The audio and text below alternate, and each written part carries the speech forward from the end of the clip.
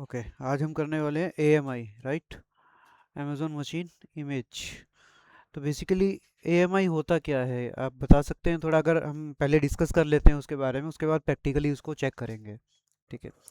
सो AMI क्या होता है? कोई आइडिया है किसी को? ओके, अमेजोन मशीन इमेजेस होता है वैसे। जी।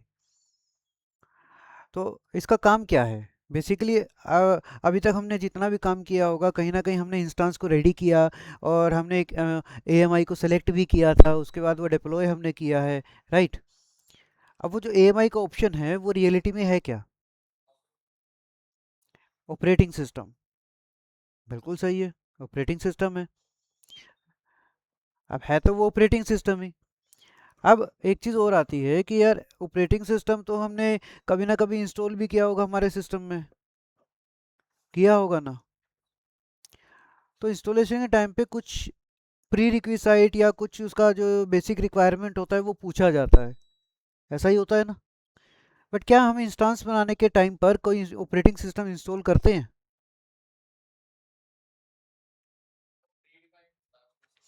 प्री डिफाइंड होता है, राइट? कंप्लीटली क्या होगा? Pre defined. विच मीन्स कि जो आपका AMI है, अमेजोन मशीन इमेज जो है, वो प्री डिफाइंड एक वर्चुअल इमेज है।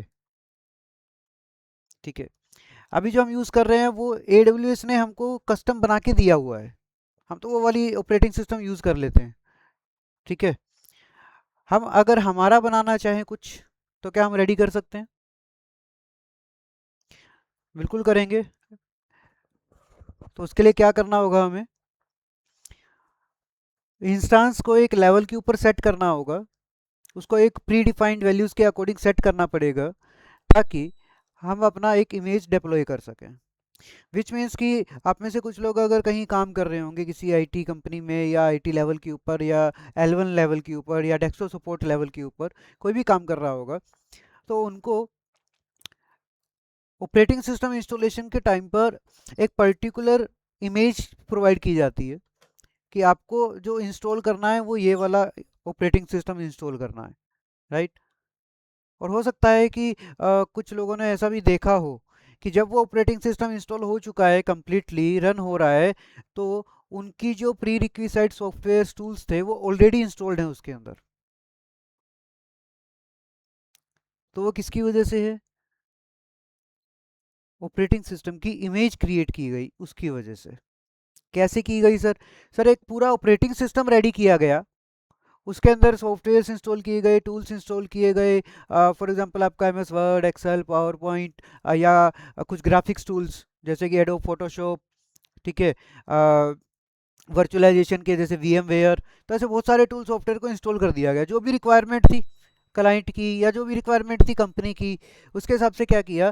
पहले एक नॉर्मल सिस्टम रेडी किया, उसको पूरा सेट किया अच्छे तरीके से, और बाद में उसी पूरे ऑपरेटिंग सिस्टम की एक इमेज बना ली गई। और जैसे ही वो इमेज डिप्लॉय होगी किसी भी सिस्टम में, तो क्या मिलेगा उसको? सेम एज इट इज़, जो भी टूल सॉफ्टवेयर इंस्टॉल किए गए थे वो मुझे दोबारा इंस्टॉल करने का ज़रूरत नहीं है, क्योंकि वो प्री इंस्टॉल्ड वैल्यू साथ में आ रही है अब। क्योंकि जो इमेज बनी थी वो उसी ऑपरेटिंग सिस्टम की बनी थी जहाँ पे सॉफ्टवेयर टूल्स वगैरह सब इंस्टॉल्ड किए गए थे। ठीक है। तो वो आपका AMI का काम होता है यहाँ पे। तो एक मशीन को डिप्लॉय करेंगे, कुछ चेंजेस करेंगे, और उसके बाद फिर हम AMI क्रिएट करके उस AMI को डिप्लॉय करके देखेंगे कि क्या यही सेम फैक्टर काम कर रहा है या नहीं कर रहा है। ठीक है। सो कॉन्सेप्ट क्लियर है अभी? क्या होगा AMI के अंदर? कोई अगर डाउट है तो प्लीज़ बताइए।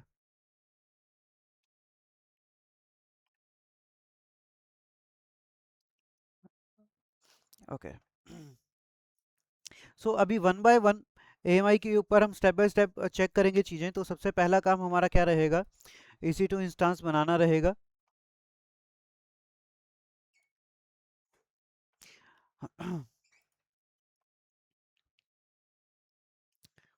तो हम यहाँ पे नाम भी AMI रख लेते हैं इसका।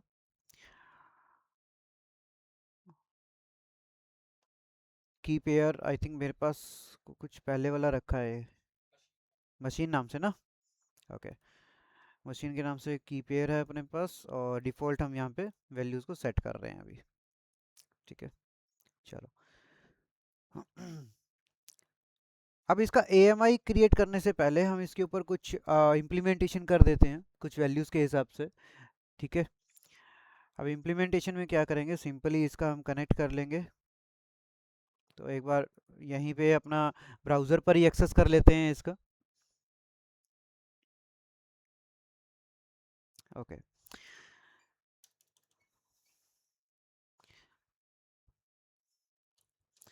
तो सबसे पहले रूट यूज़र के अंदर आते हैं हम। ठीक है, अब देखो ये एक नॉर्मल ऑपरेटिंग सिस्टम है, इसके अंदर कुछ भी प्री डिफाइंड इंस्टॉल्ड नहीं है। ठीक है, अब वन बाय वन एक दो चीज़ों को हम इंस्टॉल करके देखते हैं और उसके बाद चेक करते हैं कि क्या जब हम AMI के बाद उसको यूज़ करना चाहेंगे तो क्या वही सेम हमें फिर से मिलेगा या नहीं मिलेगा। ठीक है, तो फॉर एग्जांपल हम यहाँ पे क्रिएट कर लेते हैं ubuntu के फोल्डर में। एक तो हम फोल्डर क्रिएट कर लेते हैं फॉर एग्जांपल। ठीक है, mkdir किया मैंने यहाँ पे, फाइल वन के नाम से एक फोल्डर बना दिया। ठीक है, अब इसमें एक फ़ाइल क्रिएट कर देते हैं। तो फाइल क्रिएट करने के लिए कौन सी कमांड का यूज़ किया जाए, टच।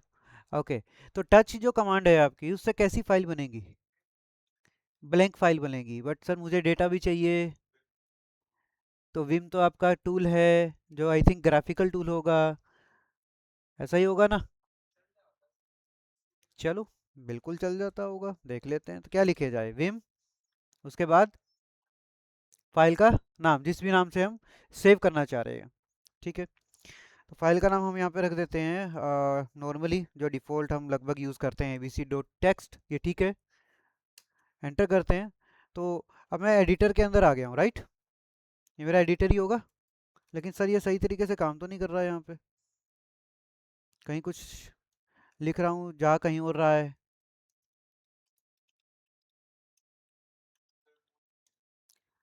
सर ये इंसर्ट मोड ही है इसका। ठीक है, चलो एक बार सेव करके देखें इसको, तो देखो चल ही नहीं रहा ना सही तरीके से। तो ये थोड़ा सा दिक्कत होता है इसके साथ, इस वजह से विम का यूज़ मैं यहाँ पे नहीं कर रहा था। बेसिकली हम अगर और भी यूज़ करें इसका तो हम यूज़ कर सकते हैं सर।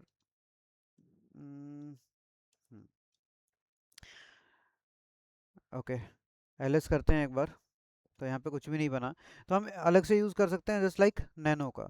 ठीक है, तो विम का जो मोस्टली यूज़ होता है वो ग्राफिकल टाइप का जो ऑपरेटिंग सिस्टम होता है वहाँ पे सबसे ज़्यादा यूज़ उसका आप बोल सकते हैं। क्योंकि बेसिकली वो क्या है, हमारे विंडोज़ की तरह नोटपैड ही है एक तरीके का। ठीक है, बट नैनो क्या है, नैनो एक टूल है एक तरीके का, ये भी नोटपैड है, बट ये काम करता है प्रॉपर वे से आपका टर्मिनल पर। इसलिए नैनो का यूज़ यहाँ पे टर्मिनल पे फाइल को ओपन करने के लिए, टर्मिनल पे फाइल को एडिट करने के लिए ज़्यादा किया जाता है। ठीक है, तो यहाँ पे तो एडिट करने के लिए किया जा रहा है सर, फाइल तो बनी नहीं है अभी तक हमारी। तो फाइल हम टच से बना के फिर नैनो से करेंगे, उसके अंदर कुछ डेटा डालेंगे, फिर वो डेटा स्टोर होगा, है ना।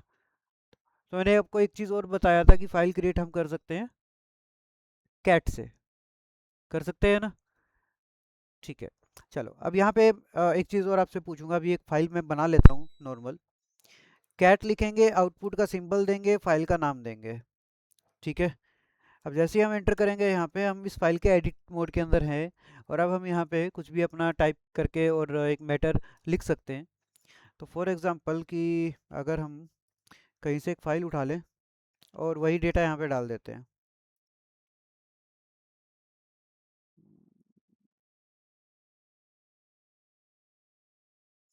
चलो, तो ये इन्फॉर्मेशन डाल दें,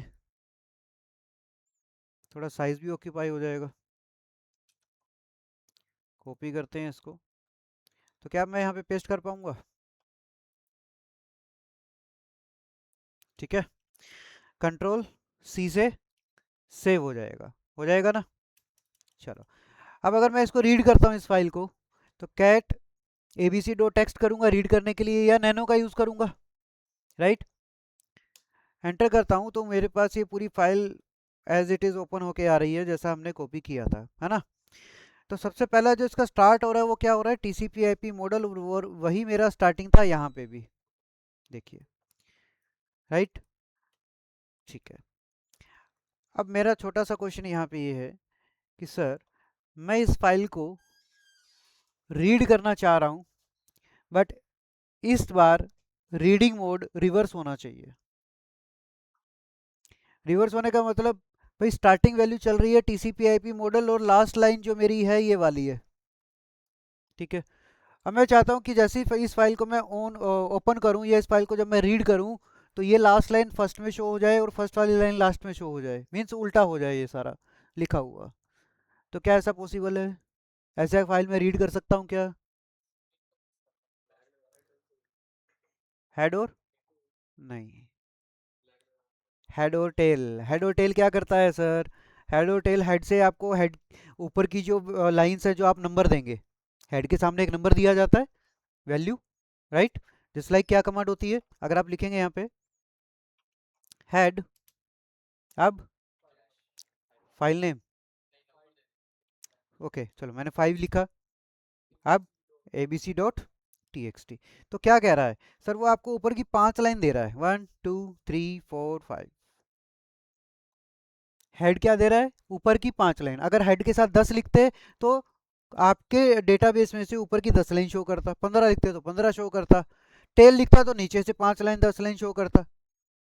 यही तो फर्क है। लेकिन मुझे पूरी फाइल रिवर्स ऑर्डर के अंदर रीड करना है, तो उसको मैं कैसे ओपन कर सकता हूँ? तो साथ के साथ यहाँ पे आपका लिनक्स का भी कवर मैं कर रहा हूँ, जैसे लिनक्स चली रही है तो जो भी कमांड्स आती रहेंगी हम कवर अप करते रहेंगे। यस। क्या? भाई 5 जो नंबर है उसको तो ओपन नहीं कर रहा ना, वो इस फाइल को ओपन कर रहा है, और नंबर 5 के अकॉर्डिंग ये टोटल 5 लाइन मेरे को इसने शो करी है। ठीक है। वैसे देखा जाए तो यहाँ पे आई थिंक हाइफन एन या एक एन वैल्यू दी जाती है। हाँ, एक एन वैल्यू भी दी जाएगी।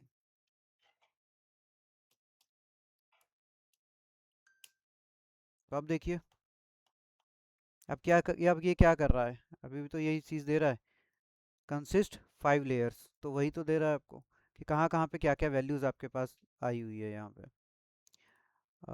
Where is the command? Process layers, okay 1 2 3 4 5। Default उठा रहा है शायद वो ना, नंबर 5 को नहीं ले रहा है। हाइफन एन में जो हमने एंटर वाला भी जो लाइन है, जो ब्लैंक लाइन है, वो भी शो कर रहा है हाइफन एन के बाद। ठीक है। तो अगर अब मेरे को इसको रिवर्स में रीड करना है तो मैं यहाँ पे सिंपल क्या कर सकता हूँ? अभी रीड करने का कमांड क्या था? कैट, यही था, राइट? अब इसको रिवर्स में रीड करूंगा तो मैं इसको ही रिवर्स कर देता हूँ सर। तो क्या कमांड एग्जीक्यूट होगा? बिल्कुल एग्जीक्यूट होगा। एंटर करके देखिए, टीसीपी आईपी मॉडल लास्ट में आ गया है सर, फ्रंट में सबसे ऊपर क्या आया होगा हमारे पास? तो रियलिटी में ये लाइन जो हमारे फाइल के अंदर था वो बिल्कुल लास्ट लाइन था, लेकिन लिनक्स के अंदर मैं ऐसा भी कर सकता हूँ कि इसको रिवर्स ऑर्डर में भी रीड करना है या ओपन करना है तो आप कर सकते हैं। सिंपल क्या करेंगे, रीड कमांड को रिवर्स डाल देंगे, कैट को हम टैग कर देंगे। ठीक है, चलिए। सो इतना काम हमने यहाँ पे एक बार कर लिया।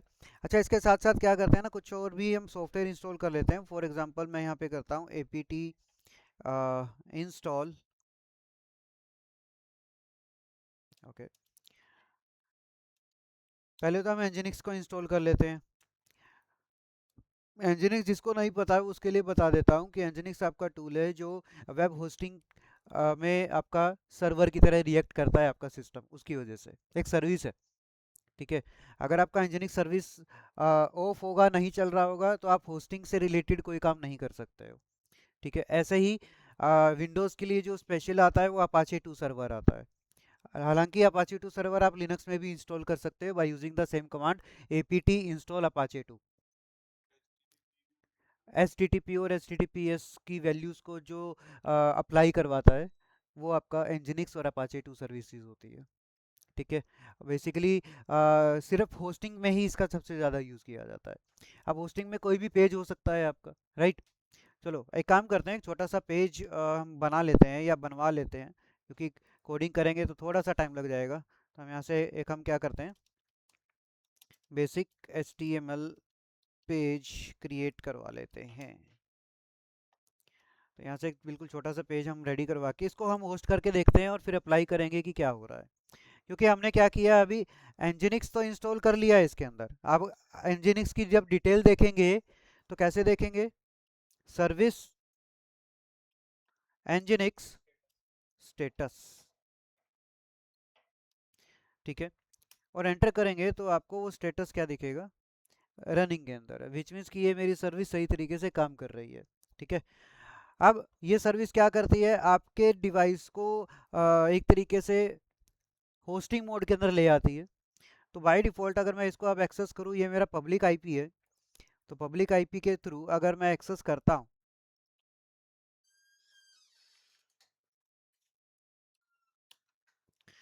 तो हमने जो एक्सेस दिया था वो HTTP का दिया था, ठीक है। और HTTP के ऊपर ही हमें इसका एक्सेस मिलेगा, क्या लिखा है यहाँ पे, वेलकम टू Nginx। तो ये Nginx कहाँ पे यूज़ हो रहा है, मेरे सिस्टम में यूज़ हो रहा है ना, मेरे इंस्टांस के ऊपर यूज़ हो रहा है। और इंस्टांस का आईपी एड्रेस जो है उसको मैंने एक्सेस करके देखा। एक्सेस करना मतलब डिवाइस का यूज़ करके देखा है अपने ब्राउज़र में। तो ब्राउज़र में आपको डिवाइस की इंफॉर्मेशन तभी आएगी जब आपकी ये सर्विस एक्टिवेट होगी या HTTP आपका चल रहा होगा, तभी आपको ब्राउज़र में इसका एक्सेस शो करेगा, वरना एक्सेस नहीं आएगा आपके पास, ठीक है। चलो हमने एक बेसिक कोड लिखवा लिया है, तो एक काम करते हैं, इसको कॉपी करते हैं। अच्छा, अब जो आपका ये फाइल ओपन होके आया, ये जो पेज ओपन होके आया, इसका जो लोकेशन है वो क्या हो सकता है। हम्म, तो CD रूट में फोल्डर है हमारे पास var www html, ठीक है। इसमें जाएंगे तो हमारे पास एक फाइल मिलेगा, that is index nginx debian dot html। तो वो जो पेज ओपन हो रहा है ना, ये वाला जो पेज ओपन हो रहा है, ठीक है, ये पेज इस फाइल की वजह से ओपन हो रहा है क्योंकि HTML के अंदर हमेशा होस्टिंग कोड रखे जाते हैं, यहाँ पे लिनक्स के अंदर, ठीक है। अभी जैसे मैं यहाँ पे इस फाइल को एक बार रिमूव कर रहा हूँ, rm इंडेक्स करके डिलीट कर दी मैंने उस फाइल को। अब मैं एक नई न्यू फाइल क्रिएट करता हूँ, फॉर एग्जांपल मैं नैनो का यूज़ कर रहा हूँ यहाँ पे, और इंडेक्स डॉट HTML के नाम से मैं एक फ़ाइल बनाता हूँ, और डेटा जो हमारा था उसको हम पेस्ट कर देते हैं, ठीक है। सेव करने के लिए नैनो से Ctrl+X+Y और एंटर प्रेस कर देंगे तो ये सेव हो जाएगा। चलो अब ls करते हैं, तो इंडेक्स HTML फाइल है मेरे पास। अब जो भी हमने ये बेसिक कोड किया है, अगर मैं इस पेज को आके रिफ्रेश करता हूँ तो आपको यहाँ पे दिखेगा एक बेसिक HTML पेज, ठीक है। ये हमारी होस्टिंग है। अगर ये चीज़ मैं करता हूँ, फॉर एग्जांपल हमारा जो ये इंस्टांस है, इस इंस्टांस के अंदर अगर मैं आता हूँ अपना सिक्योरिटी में, और एक सिक्योरिटी ग्रुप जो यूज़ किया जा रहा है ये वाला, ठीक है।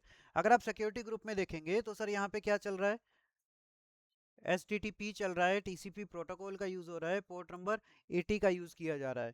तो अगर मैं इसको डिलीट कर दूं यहाँ से और सेव कर दूं, अब क्या होगा, अब आप इस पेज को एक्सेस नहीं कर पाएंगे। आप रिफ्रेश कर लीजिए,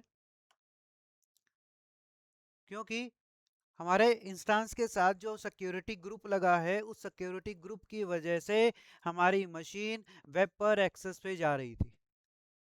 वो क्या है, बेसिक रूल्स, डिवाइस को एक्सेस करने का, डिवाइस की सर्विसेज यूज करने का।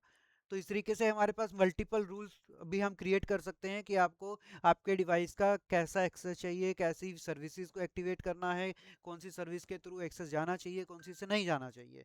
वो पूरा एक्सेस रूल एक सेट होता है वहाँ पे। अगर आप अभी देख रहे हैं तो यहाँ पे आपको देख रहा होगा ये अभी तक सिर्फ लोडिंग मोड के अंदर है, ठीक है। अब लोडिंग मोड में है तो इसका मतलब क्या होगा कि ये तो काम ही नहीं कर रहा है, देखिए आ गया ना यहाँ पे, this site can't be reached. और अगर मैं फिर से इंस्टांस के सिक्योरिटी ग्रुप में जाके एडिट करता हूँ, ऐड रूल करूँगा, HTTP port number 80 by default आ गया है, ऑल अलाउ है यहाँ पे, और सेव रूल कर देता हूँ। और अब जैसे ही ये मेरा डेटा सेव हुआ, आप देखेंगे पेज ऑटोमेटिक रीलोड हो गया है यहाँ पे। उसके लिए तो क्या करना पड़ेगा? नहीं, जरूरी नहीं है, क्योंकि हम एक बार अभी के लिए सिर्फ आईपी बेस एक्सेस करके देख रहे हैं। अब इस आईपी को आप डीएनएस में जैसे कन्वर्ट करेंगे तो क्या यूसेज होगा, कैसे चीज़ें रहेंगी, वो हम डीएनएस के सेक्शन में पढ़ेंगे, जो आपका एडब्ल्यूएस में आता है रूट 53 के नाम से। तो वो चीज़ वहाँ पे क्लियर होगा आपको। एचटीटीपीएस अगर आप ऐड कर देते हो सर, तो ये एक्सेस तो मिल जाएगा, लेकिन चांसेस कम होंगे, क्योंकि एचटीटीपीएस के लिए हमें सीए सर्टिफिकेट चाहिए या एसएसएल सर्टिफिकेट चाहिए। तो वो एसएसएल सर्टिफिकेट मेरी इस पर्टिकुलर जो लोकल पेज है इसके लिए तो है ही नहीं। अब इसके लिए नहीं है तो वो पब्लिकली एक्सेस होने में थोड़ा सा इशू क्रिएट करेगा, इसलिए। तो अगर आपके पास कहीं से एसएसएल सर्टिफिकेट का अरेंजमेंट हो जाता है या आप बना लेते हैं, तो आपको वो आपके कोड के अंदर कहीं ना कहीं एग्जीक्यूट वो करना पड़ेगा। उसके बाद ब्राउज़र पे उसको एक्सेस देना पड़ेगा, क्योंकि हमारा जो ये ब्राउज़र है वो सर्टिफिकेट बेस्ड काम करता है। ठीक है। अब जितने भी वेबसाइट चल रही हैं उन सभी वेबसाइट का सर्टिफिकेट इस ब्राउज़र के अंदर इंस्टॉल्ड है, तभी वो ओपन हो पा रही है। अगर सर्टिफिकेट नहीं होगा तो या तो एक एरर आ जाएगा सामने। क्या एरर आता है, मैंने शायद डिस्कस किया था आप लोगों से, कि सीए सर्टिफिकेट या एसएसएल सर्टिफिकेट जब नहीं होता है तो एक एरर आता है हमारे सामने, the site can't be reach, ये भी हो सकता है, या the connection to this site is not secure, आता है ना।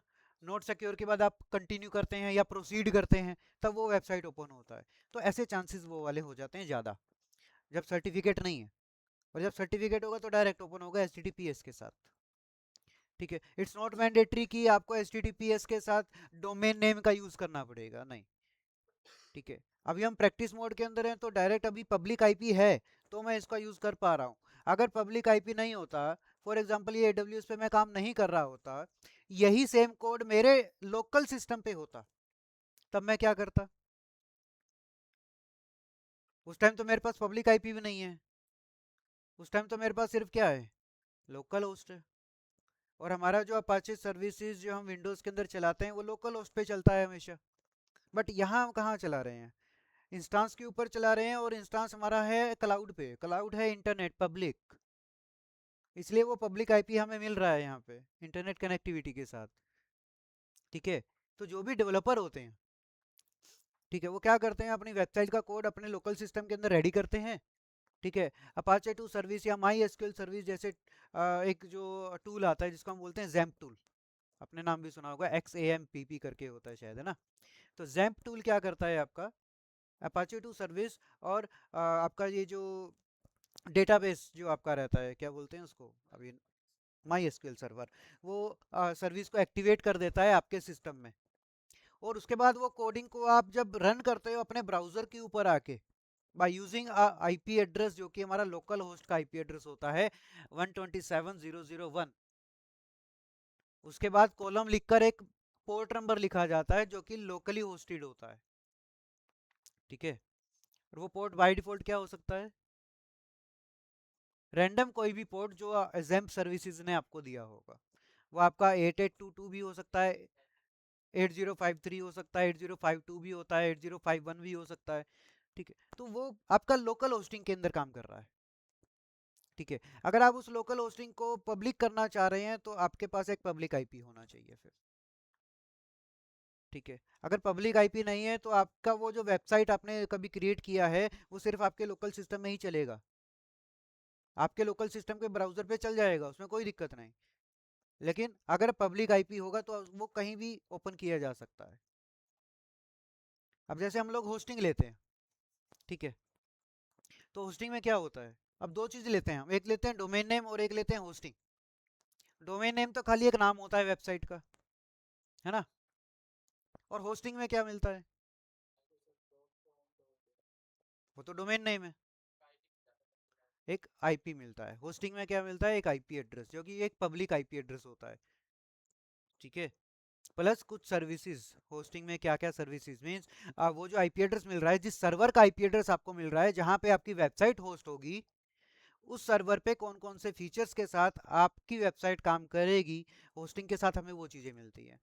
जैसे कि अगर कोई होस्टिंग आप लेने भी जाओगे तो वहाँ पे आपको ऑप्शन देगा कि होस्टिंग में एसएसएल भी चाहिए क्या, आपको मेलिंग सर्विसेज चाहिए, आपको कुछ मीन्स सिक्योरिटी सर्विसेज भी चाहिए। तो वो आपका ऑप्शन होता है कि आप कौन कौन सी सर्विसेज को आप एग्जीक्यूट करवाना चाह रहे हैं अपने वेबसाइट के साथ। ठीक है। अब जैसे कि अगर मैं यहाँ पे ओपन करता हूँ एक वेबसाइट, वेबसाइट के मैं डायरेक्ट होस्टिंग ओपन करता हूँ। ठीक है। अब एक वेबसाइट को मैंने होस्ट किया ऑनलाइन इस पोर्टल के ऊपर। ठीक है। अब अगर आप देखेंगे यहाँ पे, तो देखो कि इसका एक आईपी एड्रेस तो है, और आईपी एड्रेस ऑलमोस्ट हर जगह पे सेम है। कौन कौन सी सर्विस के लिए है? एफटीपी के लिए है, jgitsolution.com के लिए है, मेल के लिए, POP, SMTP, www, means almost हर टाइप की सर्विस को मैंने यहाँ पे एग्जीक्यूट किया है। ठीक है। तो ये जो आईपी एड्रेस मिला, ये होस्टिंग आईपी एड्रेस है किसी एक सर्वर का। ये आईपी एड्रेस पब्लिक है और कहीं ना कहीं क्लाउड पे एग्जिस्ट करता है। ठीक है। और ये कोई ना कोई लिनक्स सर्वर के ऊपर होस्टेड है। अब मेरे को जो एक्सेस मिला वो एक फ्रंट एंड का एक्सेस मिला है। भाई बैकग्राउंड में क्या चल रहा है मुझे नहीं पता। फ्रंट एंड पे मैं अपना सिर्फ कोडिंग एग्जीक्यूट कर सकता हूँ, अपना बैकग्राउंड कोड डाल के यहाँ पे रख सकता हूँ, मेरी वेबसाइट का, मेरी एप्लीकेशन का, किसी भी चीज़ का। ठीक है। और वही काम जो अभी हमने देखा यहाँ पे, ये जो वेबसाइट पेज ओपन हुआ, तो बेसिकली लिनक्स के अंदर अब बैकग्राउंड में ये काम चल रहा होगा मेरी वेबसाइट पे, क्योंकि ये तो मेरे पास फ्रंट एंड है जहाँ से मैंने होस्टिंग लिया। अब मेरा जो कोड होगा वो कोड कहाँ पे रखा गया, अगर हम देखें,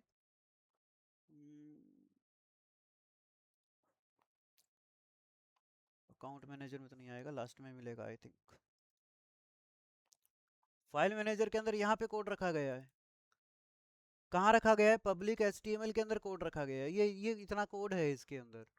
ठीक है। अब पब्लिक एचटीएमएल में रखा गया तो भाई अब ये बताओ कि हमने कौन सा फोल्डर ओपन किया? एचटीएमएल ही तो ओपन किया है। और रियल होस्टिंग भी मेरी तो एचटीएमएल फोल्डर के अंदर है।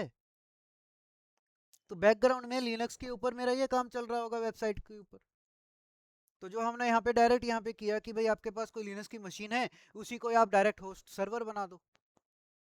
या मान के चलते हैं आपकी कोई वेबसाइट है, आपके पास AWS की नॉलेज है, आपने क्या किया, आपने एक बढ़िया सी मशीन बनाई AWS के ऊपर और अपनी वेबसाइट को डाल दिया HTML के फोल्डर पे, पब्लिक आईपी से आपने ले लिया एक DNS और होस्टिंग कर दी।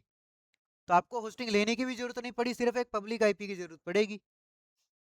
बाकी सर्विसेज आपके पास है। भाई इसके अंदर आप FTP चलाना चाह रहे हो, आप मेलिंग सर्विस डालना चाह रहे हो, क्या करना चाह रहे हो, तो वो भी आप यहाँ पे यूज कर सकते हो। क्लियर है अभी? सर एक बार सर एक बार फिर से एक्सप्लेन कर सकते हैं ये जो आपने किया लाइक विदाउट होस्टिंग वाला? कौन सा टॉपिक? कल जो भी आप आपने बताया एक बार फिर से एक बार कर सकते हैं एक्सप्लेन प्लीज? ओके। देखिए क्या है, यहाँ पे हम एक बेसिक होस्टिंग की डिस्कशन कर रहे हैं। तो होस्टिंग का मतलब क्या होता है कि कोई भी लोकल कंटेंट को आप पब्लिक कर रहे हैं, वो होस्टिंग होती है। ठीक है। अब जनरली क्या होता है कि अगर मैं बेसिक कोड की भी बात करूं, अभी जैसे हमने एक कोड एग्जीक्यूट किया था यहाँ पे, अगर मैं ओपन करता हूँ एक बार उस कोड को, तो नैनो करेंगे, कहाँ पे था वो कोड? होम में था? नहीं, index.html में था ना? चलो एक बार मैं इसी को हाँ सर। नैनो से ओपन करता हूँ, और आप ये देखिए कि ये जो मेरे पास एक बेसिक कोड है यहाँ पे, ठीक है, ये कोड अभी के लिए मैं समझता हूँ कि मेरे लोकल मशीन में है। ठीक है। और जब मैं इसको अपने ब्राउजर पे ओपन कर रहा हूँ तो मेरे लोकल आईपी एड्रेस से यूज कर रहा हूँ उसका मैं। जैसे कि यहाँ पे अगर मैं लिखता हूँ, क्या लिखा मैंने? Local host. लोकल होस्ट से पहले अगर मैं लिख देता हूँ यहाँ पे HTTP करके कुछ, और लोकल होस्ट के बाद आई थिंक की कोई वैल्यू भी आनी चाहिए। तो एक बार ट्राई कर लेते हैं, 8051 करके अगर कोई एग्जीक्यूट होगा तो बेसिकली अब ये आपको एक्सेस नहीं देगा। क्या कह रहा है आपको ये? The site can't be reached. क्यों ऐसा कह रहा है? क्योंकि मेरी डिवाइस के अंदर अभी कोई भी होस्टिंग सर्विस नहीं चल रही है। अपाचे 2 सर्विस या माई एसक्यूएल डेटाबेस सर्विस, ऐसी कोई सर्विस मेरे डिवाइस में नहीं चल रहा, इसलिए इसने क्या बोला, नॉट रीचेबल। अगर ये चल रहा होता तो लोकल होस्ट के ऊपर मेरी जो वेबसाइट मैंने कहीं ना कहीं होस्ट करके डाला होगा किसी फोल्डर के अंदर, तो वो मेरे को यहाँ पे एग्जीक्यूट करके दिखाता। अब अगर मैं यहाँ पे इंस्टांस की बात करूँ तो यहाँ पे हमने क्या किया है, एक सेकेंड, ओके। तो अब यहाँ पे क्या किया भाई, एक फोल्डर था मेरे पास var www.html, उसके अंदर मैंने एक फाइल बनाया index.html का, और मैंने पूरा कोड कर दिया इसके अंदर। ठीक है, अब इस मशीन के पास मुझे पता है कि एक पब्लिक आईपी एड्रेस ऑलरेडी है, तो मैं इसको डायरेक्ट अपने ब्राउजर के ऊपर ओपन कर पा रहा हूँ just because of a service जो हमने इंस्टॉल किया, एनजिनिक्स। अगर आप इंस्टॉल करना चाह रहे हैं अपाचे 2 तो वो भी कर सकते हैं। अगर अप्लाई करके देखें तो हम डायरेक्टली अप्लाई कर सकते हैं यहाँ पे command apt install Apache 2, enter करेंगे तो ये भी इंस्टॉल हो गया हमारा। तो इन दोनों सर्विसेज के साथ आप यूज कर सकते हो अपनी होस्टिंग का।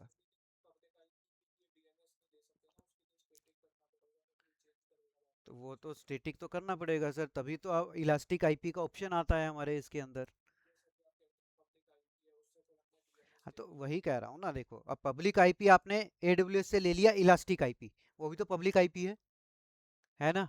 और आप चाहते हो कि आपके पास जो पहले से प्री परचेज्ड या प्री ओन्ड आपका जो पब्लिक आईपी है, आपकी वेबसाइट उसी के ऊपर होस्ट हो, तो आपको सिर्फ एक डीएनएस या सॉरी डोमेन नेम लेना है, उस डोमेन नेम को इस आईपी के साथ टैग कर देना है, सिंपल। इसमें क्या हुआ भाई, आपका पूरा होस्टिंग का खर्चा बच गया, क्योंकि होस्टिंग का खर्चा आप उठा रहे हो एडब्ल्यूएस से, पूरा का पूरा। जो भी डेटा आप रख रहे हो आप अपने एडब्ल्यूएस की मशीन में रख रहे हो ना, और एडब्ल्यूएस की मशीन के पास पब्लिक आईपी भी है। अगर आपकी मशीन रीस्टार्ट ना हो तो हमने एक टॉपिक किया था जिसमें पढ़ा था इलास्टिक आईपी। तो इलास्टिक आईपी क्या करता है, एक आईपी एड्रेस को फिक्स कर देता है। ठीक है, तो कोई भी डोमेन आपने लिया जिसको हम बोलते हैं डोमेन के अंदर डीएनएस रिकॉर्ड, तो रिकॉर्ड आपको बनाना पड़ता है। ठीक है, ए रिकॉर्ड होता है, ट्रिपल ए रिकॉर्ड होता है, एएस या एनएस रिकॉर्ड होता है। तो एनएस रिकॉर्ड क्या होता है, आपका नेम सर्वर रिकॉर्ड होता है। ठीक है, ए रिकॉर्ड आपका एक बेसिक रिकॉर्ड होता है जो कि मैंडेटरी कुछ डेटाबेस होता है आपका डीएनएस का, वो आपको रखना पड़ता है। तो उस रिकॉर्ड के अंदर आप क्या करेंगे, आपका पब्लिक आईपी जो आपने परचेज किया होगा उसके सामने आपकी वेबसाइट का जो डोमेन नेम आपने लिया है वो डाल के रख दीजिए उस डेटाबेस के अंदर, डीएनएस के अंदर। फिर आप वो नेम टाइप करेंगे, आपकी वेबसाइट का डोमेन टाइप करेंगे तो आपकी वेबसाइट ओपन होगी।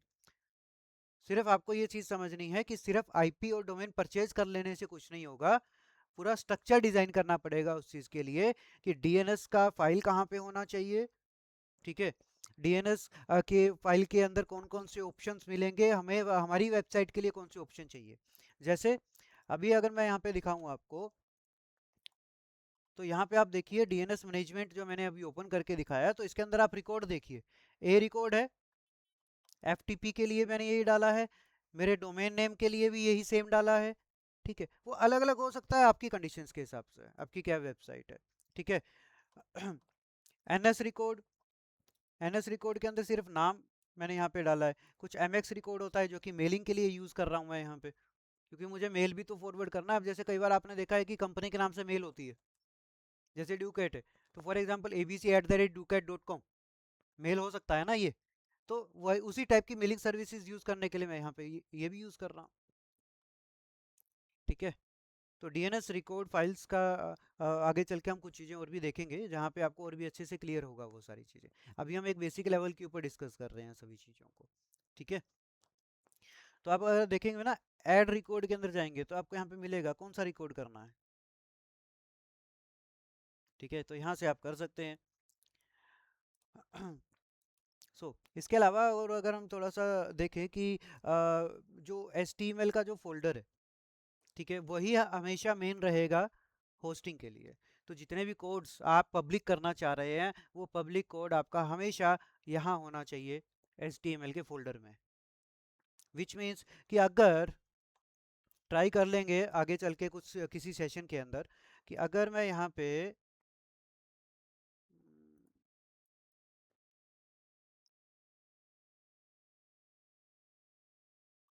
अगर मैं यहाँ पे ये जो मेरा कोड है कंप्लीट कोड, अगर इस पूरे कोड को मैं यहाँ से उठा के मैं अपनी इंस्टांस के HTML के फोल्डर में डाल दूं, तो जो मेरी वेबसाइट चल रही है वो अब इसकी वजह से इस आईपी के ऊपर भी होस्ट हो जाएगी।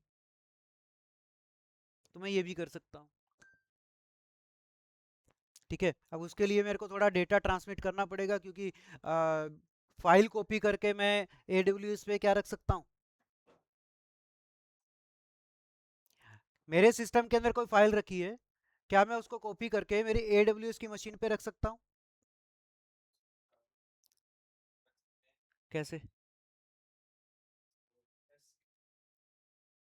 SCP का यूज़ करके। ठीक है, ठीक है, जिसको हम एक टूल आता है हमारे पास, दैट इज़ WinSCP। तो WinSCP में क्या करूँगा मैं, एक तो मेरा जो यूज़र नेम है मेरी मशीन का, मेरी मशीन का जो पब्लिक आईपी एड्रेस है वो वहाँ पे इंसर्ट करूँगा। पासवर्ड, अब ये इंपॉर्टेंट है कि पासवर्ड की जो पेम फाइल है वो आप कैसे एग्जीक्यूट करेंगे वहाँ पे, तो क्या वो एग्जीक्यूट हो सकती है? SSH के थ्रू हम कर सकते हैं। ठीक है, तो आगे चल के वो चीज़ मैं आपको थोड़ा सा बता दूंगा कि किस तरीके का एक सेटअप है, क्योंकि अभी वो टूल सॉफ्टवेयर इंस्टॉल वगैरह मुझे करना पड़ेगा, एक सेटअप करना पड़ेगा उसका।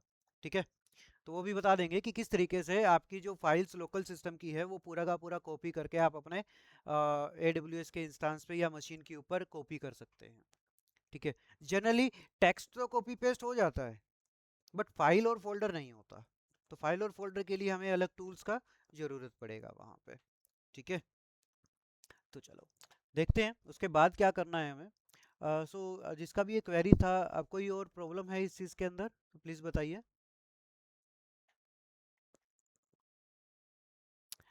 इतना? नहीं सर, और क्लीन। ओके, क्लियर हो गया है।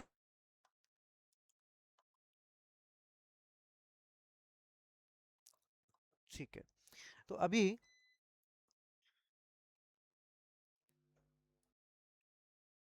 ओके, अब आगे थोड़ा सा देखते हैं इसको, कि हम बात कर रहे थे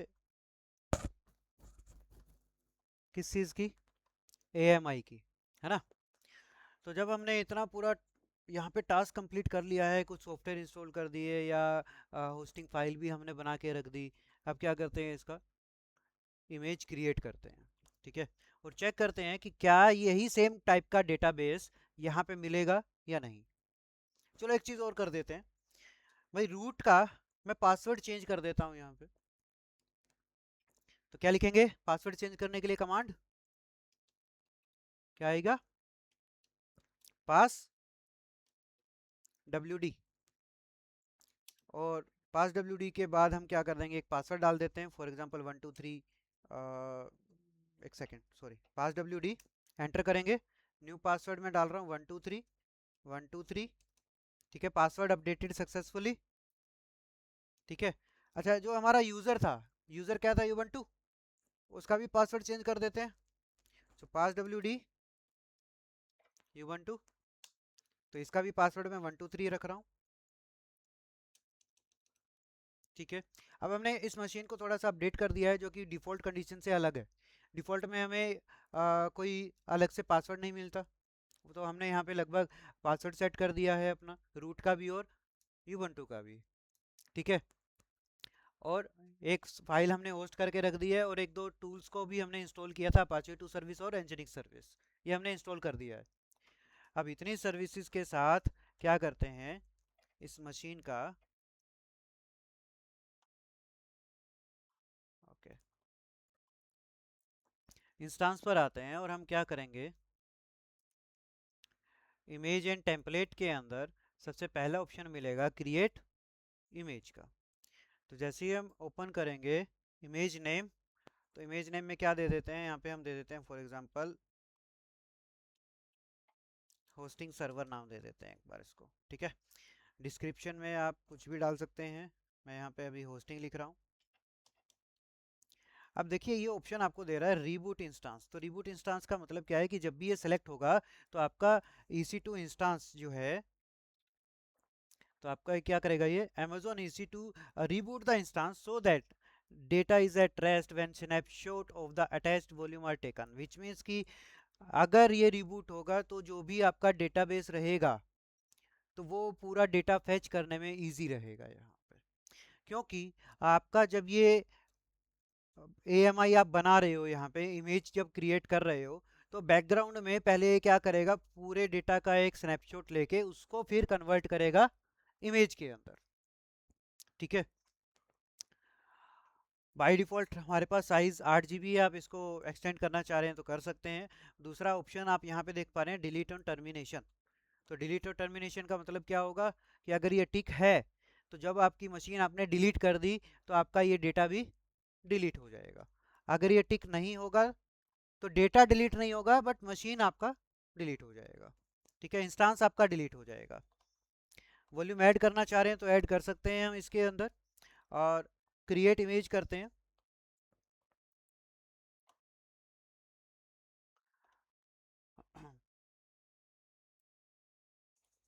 ओके, तो अब ये जो इमेज हमें मिलेगा, कहाँ मिलेगा, इमेज के सेक्शन में AMI पे होस्टिंग सर्वर के नाम से एक AMI है, हमने बनाया है। ठीक है, अभी स्टेटस इसका पेंडिंग है, तो इसको थोड़ा सा एक बार रिस्टार्ट कर लेते हैं, रिफ्रेश कर लेते हैं।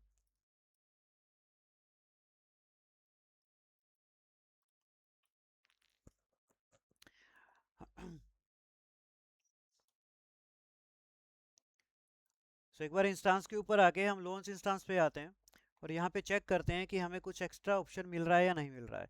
जैसे कि पहले यहाँ पे सिर्फ हमें क्या मिल रहा था, अमेज़ोन की ये जो एप्लीकेशन और OS इमेज जो आपकी है, अमेज़ोन मशीन इमेज, क्या यहाँ पे पहले माई AMI का ऑप्शन था? नहीं था। ठीक है, अब आ गया, क्यों? क्योंकि हमने एक इमेज क्रिएट करके रखा अपने पास, एक AMI बना लिया जिसे बोला जाएगा कस्टम AMI भी। ठीक है, तो आप इसको आप माई AMI के सेक्शन में जाके डिप्लॉय भी कर सकते हैं डायरेक्ट। ठीक है, अब आपको इन सभी ऑपरेटिंग सिस्टम में से कुछ भी नहीं चाहिए, आपको सिर्फ कस्टम वाला चाहिए, तो आप यहाँ पे आके क्लिक करेंगे माई AMI पे। ओन्ड बाय मी मीन्स जो आपने बनाई है आप उसी का यूज़ करना चाह रहे हैं, या कुछ शेयरिंग भी होता है। मान के चलो किसी ने बनाया एक इमेज और वो इमेज शेयर कर दिया आपके साथ, तो आपको वो मिलेगा यहाँ पे शेयर्ड विद मी के सेक्शन में। ठीक है, उसके लिए फिर आप ब्राउज़र वगैरह कर सकते हैं या सेलेक्ट कर सकते हैं, जैसे अभी हमने ओन्ड बाय मी करना है यहाँ पे, और देखोगे कि बाय डिफ़ॉल्ट आपको यहाँ पे मिल गया है। ठीक है, अगर आप यहाँ पे क्लिक करते हो शेयर्ड विद मी, तो वो आपको एक लिस्ट ओपन करके देगा भी कौन सा, मल्टीपल अगर होगा तो। अब शेयर्ड में आप वाला भी दिखेगा जो आपने बनाया है, और जो किसी दूसरे ने शेयर किया होगा वो भी आपको इस लिस्ट के अंदर शो होगा यहाँ पे। तो अभी हम डायरेक्ट कर रहे हैं यहाँ से ऑन बाय मी। तो डायरेक्ट हमारे पास होस्टिंग सर्वर आ गया, उसका पूरा आर्किटेक्चर जो पर्टिकुलर उस मशीन का था ऑटोमेटिक वही सिलेक्ट हुआ है ना, हमने तो कुछ मैनुअल सिलेक्शन नहीं किया यहाँ से। उसके बाद फ्री टायर एलिजिबल, ये आपका इंस्टांस का टाइप है, की पेयर ये रिक्वायर्ड आपका रहेगा क्योंकि ये हम एक अलग इंस्टांस बना रहे हैं, तो इसके लिए आपको पासवर्ड भी अलग सेलेक्ट करना पड़ेगा। ऐसा नहीं है कि उसी का पासवर्ड ऑटो सेलेक्ट हो जाएगा, नहीं, पासवर्ड की एक अलग वैल्यू रहती है, एक अलग फाइल रहती है जो कि आपका इंस्टांस से रिलेट नहीं करती है। तो हम यहाँ पे पासवर्ड हमारा पुराने वाला भी यूज़ कर सकते हैं जो हमने यूज़ किया था पहले वाले के अंदर। तो मतलब सेम फाइल को आप मल्टीपल इंस्टांस के साथ यूज़ कर सकते हो। ठीक है, नेटवर्क सेटिंग्स भी हम डिफ़ॉल्ट रखते हैं और HTTP की सर्विस को हम अलाउ करते हैं। देन आफ्टर लॉन्च करते हैं इस इंस्टांस को। तो अब देखते हैं कि क्या ये जो IP एड्रेस था 13235 के ऊपर ये जो पेज मेरा ओपन हो रहा था, तो क्या नया जो इंस्टांस बना है उसके पब्लिक IP पे भी सेम ही ओपन होगा क्या? चेक करते हैं।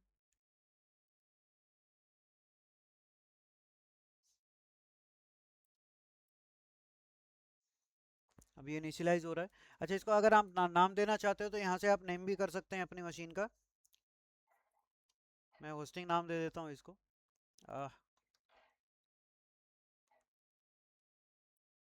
ठीक है, ये सिर्फ एक क्या है, नेम या टैग इस मशीन का। चलो, ये रनिंग के अंदर है, कनेक्ट करते हैं और इसका एक जो आईपी एड्रेस है वो आप चेक कर सकते हैं कि कनेक्ट करने के बाद इस पे आईपी एड्रेस मिला 13.206.221.201। ठीक है। अच्छा चलो एक बार इसको आईपी के बारे में बाद में डिस्कस करेंगे। अब जो ये मशीन मेरे पास ओपन हुआ, कौन से यूजर के साथ ओपन हुआ है, क्या आप बता सकते हैं देख के?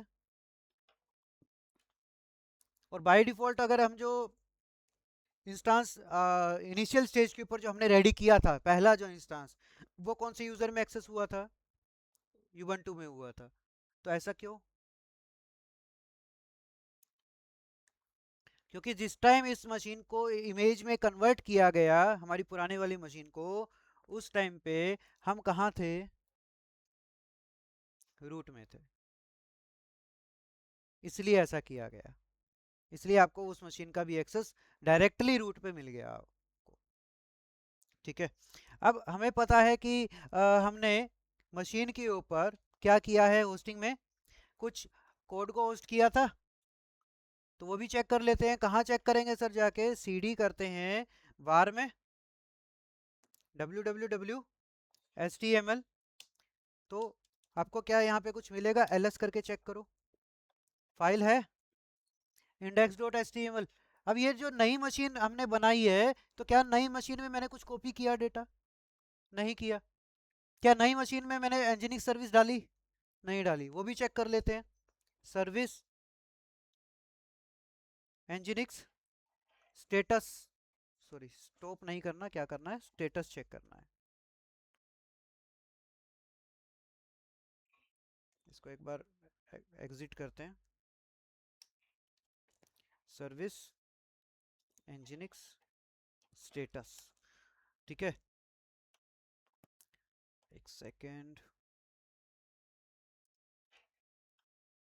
क्या चल रही है सर्विस? मैंने इंस्टॉल तो नहीं किया दोबारा। ये इंस्टॉल फीचर्स, ये इंस्टॉल सिस्टम या सॉफ्टवेयर किसके हैं? जो पहले एक ऑपरेटिंग सिस्टम चल रहा था उसी का ही पूरा डेटाबेस हमने इमेज में कन्वर्ट कर लिया था। तो कंपनीज के अंदर ऐसा ही होता है, क्योंकि कंपनीज में पता है कि हमारे जो क्लाइंट हैं उन क्लाइंट्स को हम सेम टाइप का ऑपरेटिंग सिस्टम दे रहे हैं। तो उसी टाइप के ऑपरेटिंग सिस्टम का एक क्लोन बना लिया जाता है, एक इमेज बना ली जाती है, और उसी को ही डिप्लॉय कर दिया जाता है। ठीक है। इसीलिए आपने भी देखा होगा कि कंपनीज के अंदर जो लैपटॉप्स वगैरह आते हैं या किसी के पास होगा, तो वो लिमिटेड यूसेज के साथ होता है। ठीक है। लिमिटेड यूसेज में क्या, आप अपनी तरफ से कुछ इंस्टॉल नहीं कर सकते, परमिशन मांगता है फिर वो एडमिन की, है ना? तो वो सब क्या है, वो एक इमेज इंस्टॉल की गई है, एक पूरा सिस्टम उस टाइप के लिए रेडी कर दिया। ठीक है। वो रेडी करने के बाद हर एक सिस्टम में उसको इंस्टॉल कर दिया। तो वो क्या हुआ, प्री डिफाइंड सर्विसेज के साथ इंस्टॉल्ड हो गया। So this is same as it is, यहाँ पे क्लाउड के अंदर इसे बोला जाएगा AMI, Amazon मशीन इमेज। ठीक है। अच्छा, जो वेबसाइट थी हमारी, जो हमने एक बेसिक कोड को डिप्लॉय किया था, तो अभी मैं इसको कॉपी करता हूँ। ये मेरा नया आईपी है। पुराना आईपी चेक कर लेते हैं। पुराना आईपी है 13.235.244.63। नया आईपी है सर हमारे पास 13.206। पुराना था 13.235 और नया है 13.206। ओपन करके देखते हैं। तो देखो यहाँ भी तो सेम पेज ओपन हो रहा है और यहाँ भी सेम पेज चल रहा है, अलग अलग डिफरेंट आईपीज के ऊपर। तो मतलब एक बार की मेहनत है कि एक बार पूरा सिस्टम ऐसा रेडी करना पड़ेगा हमें, उसके बाद उसकी बस कॉपी बनाते चले जाओ। बाकी एक ही कॉपी बना दो, सभी उसी को डिप्लॉय कर दो बार बार, क्योंकि इमेज तो हमारे पास है ना सर। अब देखो मैं दोबारा भी तो कर सकता हूँ इसको। दोबारा करने के लिए क्या करेंगे, इंस्टांस के ऊपर है, लॉन्च इंस्टांस पे आएंगे।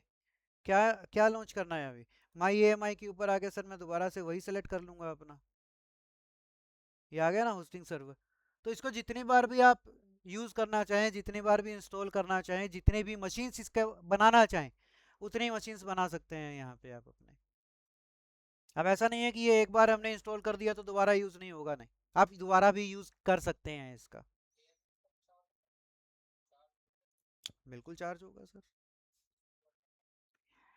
ठीक है, बट एएमआई क्या है, एक आपकी मशीन है, एक इंस्टेंस है, वो इंस्टेंस के हिसाब से पैसा लेगा। अगर आपने फ्री टायर का जो डेटाबेस यूज़ किया होगा, जैसे 30 GB स्टोरेज, 1 या 2 वर्चुअल सीपीयू, या 1 GB ऑफ रैम, अगर इतना ही यूज़ किया तो फ्री टायर के अंदर है आपका।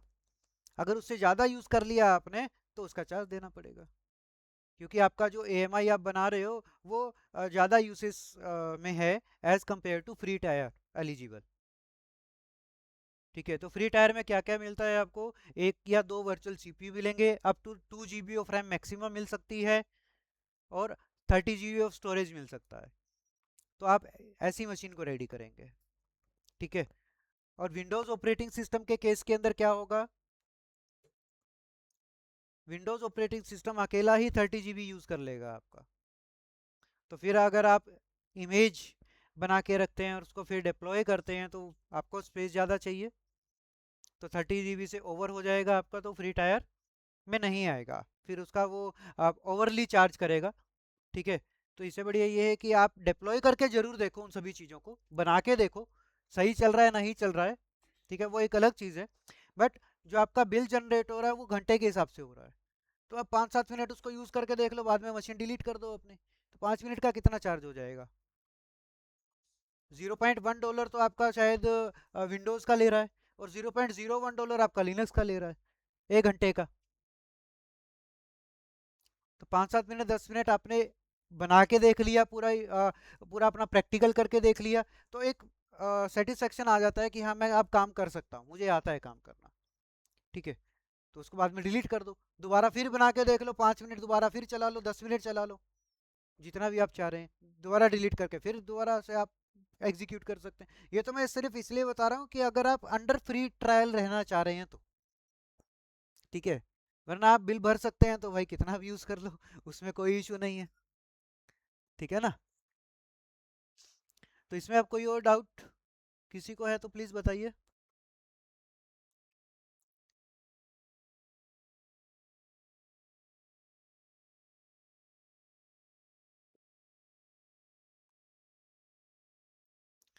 तो अब एक काम करते हैं, दोनों मशीन्स को यहाँ से रिमूव कर देते हैं।